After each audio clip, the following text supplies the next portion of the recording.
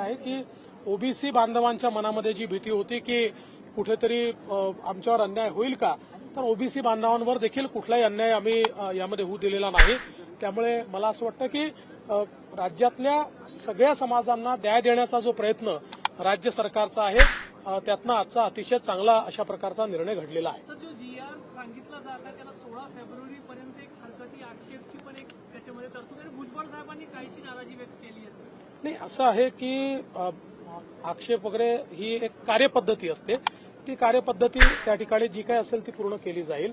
आणि भुजबळ साहेबांना देखील मी या निमित्ताने अतिशय स्पष्टपणे सांगू इच्छितो की कुठल्याही प्रकारे ओबीसींवर अन्याय होईल असा कुठलाही निर्णय राज्य सरकारने घेतलेला नाही। किंबहुना जी काही त्या ठिकाणी नोंदी असलेल्यांना प्रमाणपत्र मिळण्याकरता ज्या अडचणी येत होत्या त्या अडचणी आपण दूर केलेल्या आहेत। ज्यांच्या नोंदी नाहीत किंवा ज्यांच्याकडे कुठला पुरावा नाही